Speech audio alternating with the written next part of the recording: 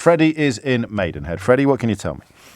Good morning, James. Hello. So I'm a student at the moment in year 13 with university offered study politics, actually. And I've got a couple of thoughts, really. So first of all, I come from a privileged position. I think that's really important to take note of. So yes.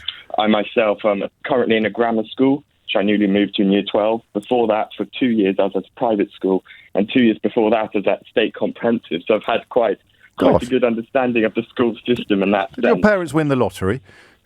Not quite, but I might have, you might say. But I think what's really at danger here is cheapening a grade, and that's something I'm quite nervous of. So as I said, privileged position myself. No, I understand that. Why are you worried about your grade being cheapened? Just talk me through it, and fair play to you for acknowledging your privilege.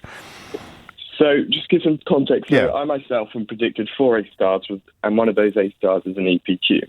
What does that mean? Just translate that into old man's language for me. So an EPQ is worth half an A level. It's basically an extra research project you can undertake with your studies. Okay, fair enough. And what kind of slightly annoys me in this sense is I've been working the hardest I've ever worked from the start of year 12 through all these lockdowns, working past the school, doing extra homework, doing that extra revision, as numerous students have.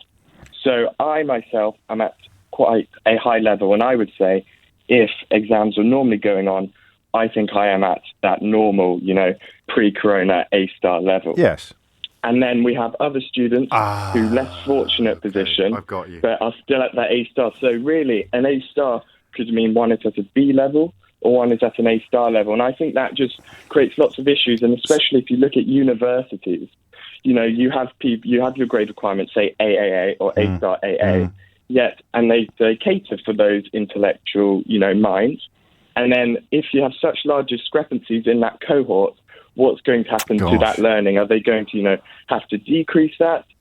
And what's going to happen? I think that's something which has been quite overlooked. I think you're right. And I think you probably, you may not agree with me because you're in the front line of it, but it's possibly something that gets chalked up as an unfortunate inevitability. So to be clear that I've understood you, and remarkably, that's 3 calls who've all sent me off in slightly different directions today. You are confident. You're not worried that you're not going to hit your marks. You're and you don't sound cocky at all, for the record.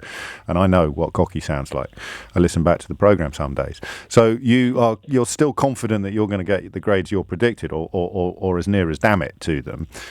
But you're worried that because of the madness of the last year, multiplied by teachers having much more influence over what their pupils get, you're worried that there are going to be more people with A stars, and therefore the A star, not as an achievement in itself, but as a passport to the university place, that the A star itself may be cheapened, and I can't see a way through those woods. And it may mean that you end up going against someone who would have not got the full gamut of A stars in normal times, and they might end up with your university place because on paper you're identical candidates.